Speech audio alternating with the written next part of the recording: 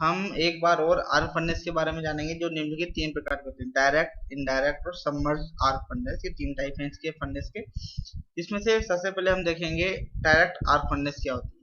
ये क्या होती है, इस प्रकार की भट्टी में आर्क, इलेक्ट्रोड तथा चार्ज के बीच प्रत्यक्ष स्थापित होते हैं और उच्च विद्युत धारा प्रवाह घान से होकर गुजरता है। घान मतलब चार्ज की बात हो रही है। चार्ज से के न्यून प्रतिरोध के कारण उत्पन्न ऊष्मा का मान आर्क ऊष्मा की अपेक्षा अति कम होता है। इस प्रकार दोनों ऊष्माएं मिलकर भट्टी में अत्यधिक ऊष्मा उत्पन्न करती है।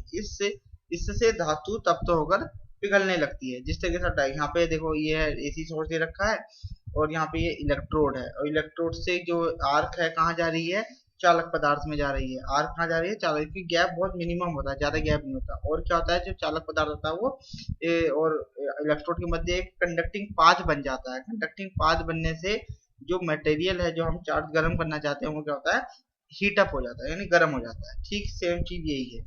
ठीक है, अचालकीय में भी, अचालकीय में क्या है, देखो यहाँ पे पावर सप्लाई दी और यहाँ पे दो इलेक्ट्रोड है, दो इलेक्ट्रोडों के द्वारा एक पाथ को पूरा चार्ज जो यहाँ चार्ज पड़ा है, जिस मटेरियल को गर्म करना है, उसमें क्या कर रहा है, आर्क को भेजा जा रहा है।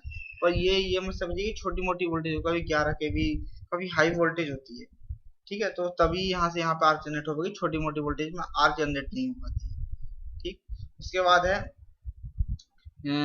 जो हमने अभी पीछे डायग्राम देखा, इसमें सिंगल फेज भट्टी में क्रमशः एक व दो इलेक्ट्रोड ऊर्ध्वाधर स्थिति में चार्ज की ओर प्रोजेक्टेड होते हैं, भट्टी की छत से निलंबित रहते हैं, जो चार्ज की ऊपरी सतह से आर्क उत्पन्न करते हैं।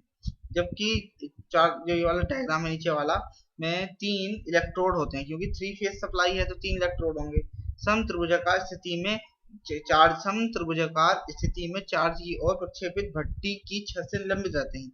इनके माध्यम से थ्री फेज धारा भट्टी को प्रदान की जाती है और इन इलेक्ट्रोडों को कार्यकाल में इच्छा अनुसार ऊंचा नीचा करके व्यवस्थित किया। क्योंकि जैसे जैसे समय बीतेगा तो इलेक्ट्रोडों में से, क्योंकि आर्क निकल दिया, वो चल जाएंगे, घिस जाएंगे, तो क्या करेंगे कि हम उनकी ऊंचाई और नीचाई को क्या कर सकते हैं, व्यवस्थित कर सकते हैं। क्योंकि जो भट्टी कार्य करती है, त्यों तो इलेक्ट्रोड छोटे होते रहते हैं, इसलिए चार्ज और इलेक्ट्रोड के मध्य लगातार आर्क कायम करने के लिए इन्हें स्वचालित यंत्रों की सहायता से ऊपर नीचे करके व्यवस्थित करना पड़ता है।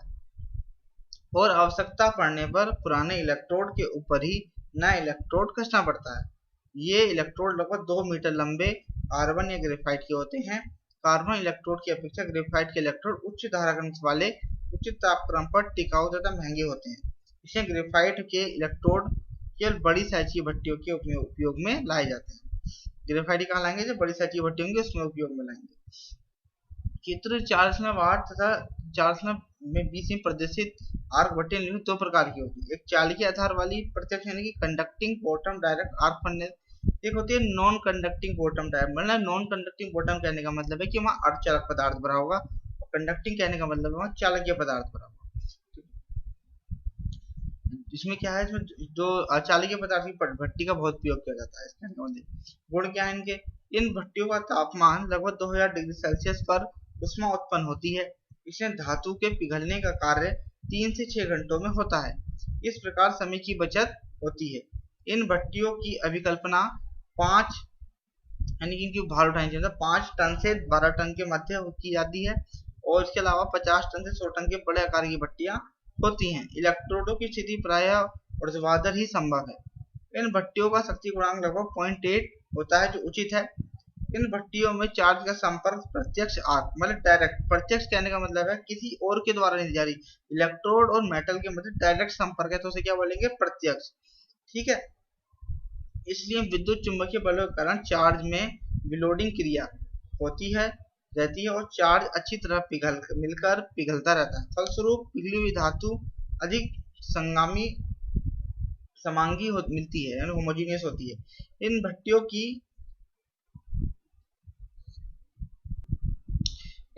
की अभिकल्पना लघु साइज से लेकर दीर्घ साइज तक की जाती है। इसलिए 5 से 12 टन तक के सामान्य साइज की भट्टियां तथा 50 से 100 टन तक के बड़े साइज की भट्टियां होती हैं। छोटे साइज की भट्टियों की अपेक्षा बड़े साइज की भट्टियां अधिक इकोनॉमिकल होने का प्रयोग में अधिक लाई जाती हैं। ठीक है, छोटे साइज की अपेक्षा बड़ी लाएंगे तो इकोनॉमिकल होती हैं, ज्यादा यूज में लाई जाती हैं। इनके दोष क्या है? इनकी प्रारंभिक कीमत तथा प्रचालन कीमत अधिक होती है। इन भट्टियों में वैद्युत शक्ति खपत अधिक होती है, अतः ऊर्जा खपत लगभग 1000 यूनिट प्रति टन है और 1 टन क्षमता वाली भट्टी के लगभग 200 किलोवाट शक्ति की आवश्यकता होती है। 200 किलोवाट तक की शक्ति की आवश्यकता होती है। इनके उपयोग क्या है? आधुनिक युग में इन भट्टियों का प्रयोग औद्योगिक प्रतिष्ठानों में धातु ऐसे मेटल और धातु को शुद्ध करने के काम में पिघलाने या पिघाल कर मिश्र धातु बनाने में अत्यधिक प्रयोग में लाया जाता है। इन भट्टियों को, ये भट्टियां लोहे की कच्ची धातु को शुद्ध लोहे में तथा लोहे या फौलाद को अधिक शुद्ध करके या करने में प्रयोग में लाई जाती हैं। आर्क भट्टियों का प्रयोग प्रायः इस्पात उत्पादन में किया जाता है। इसके अलावा ये भट्टियां धातु को पिघलाने, धातु शोधन में अति उपयोगी हैं। इन भट्टियों का प्रचालन कीमत अधिक होने के कारण इनका प्रयोग गलन प्रक्रम, धातु परिष्करण प्रक्रम में अधिक होता है। अब सिंपल सी बात है, हमने आर्क भट्टी पढ़ी। आर्क भट्टी क्या होती है? अब इसका हम एक फाइनल कंक्लूजन ले लेते हैं। आर्क भट्टी का हमें क्या याद रखना है कि आर्क भट्टी का हम सबसे पहले डायग्राम याद रखना है कि उसमें 1 इलेक्ट्रोड कहाँ होता है, 2 इलेक्ट्रोड कहाँ होता है, 3 इलेक्ट्रोड कहाँ होता है। ठीक है, और 2 इलेक्ट्रोड में सिंगल फेज, 1 इलेक्ट्रोड है तो भी सिंगल फेज, और क्या कहते हैं 3 इलेक्ट्रोड है तो 3 फेज। दूसरा, एक होती है इसमें चालकी, एक होती है चालकी मतलब अगर हम कोई कंडक्टिंग को गर्म करेंगे तो चालकी कहेंगे उसे, और नॉन कंडक्टिंग को गर्म करेंगे यानी कि इंसुलेट या अर्धचालकीय पदार्थ को या इंसुलेटिंग मटेरियल करेंगे तो उसे नॉन कंडक्टिंग कहेंगे। ठीक है। तीसरा, अब इनके गुण में आ जाते हैं। इनका गुण क्या है? इन्हें स्टार्टिंग कॉस्ट बहुत है और रनिंग कॉस्ट बहुत कम है। ठीक, उसके बाद इनके इलेक्ट्रोड जो है घिसते रहते हैं, उन्हें बार बार नीचे करते रहना पड़ता है, ऑटोमेटिक या मैनुअली। ठीक, दूसरा, इनमें शक्ति व्यय बहुत अधिक होता है। इनमें शक्ति व्यय क्या होता है? बहुत अधिक होता है। तो तीसरा, क्या कहते हैं, इनमें बड़े छोटे साइज की अपेक्षा बड़े साइज की भट्टियां बहुत इकोनॉमिकल है। इनका पावर फैक्टर 0.8 होता है कम से कम। ये हो गई तुम्हारी भट्टियों की जो आपको याद रखनी है।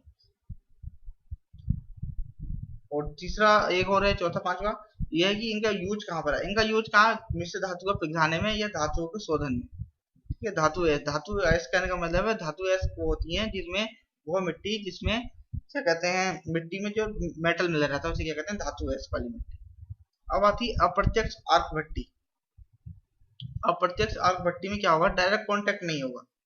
अप्रत्यक्ष आर्क भट्टी में क्या होगा? डायरेक्ट कांटेक्ट नहीं होगा। देखो इसमें क्या होता है, चित्र 409, ये चित्र 409 है, इसे देखते हैं पहले। अप्रत्यक्ष आर्क भट्टी में आर्क 2 इलेक्ट्रोडों के मध्य चार्ज की सतह पर उत्पन्न होता है। कहाँ? आर्क 2 इलेक्ट्रोड के मध्य चार्ज की सतह पर उत्पन्न होता है। इस आर्क क्रिया से उत्पादित ऊष्मा केवल विकिरण द्वारा खान को गर्म करती है। मैंने बताया ना, उसमें क्या होता था कि जो पाथ पूरा हो रहा था हमारा प्रत्यक्ष वाली में, वो इलेक्ट्रोड से निकल रहा था और जो हमें मेटल करना था उसके थ्रू सर्किट पूरा होता।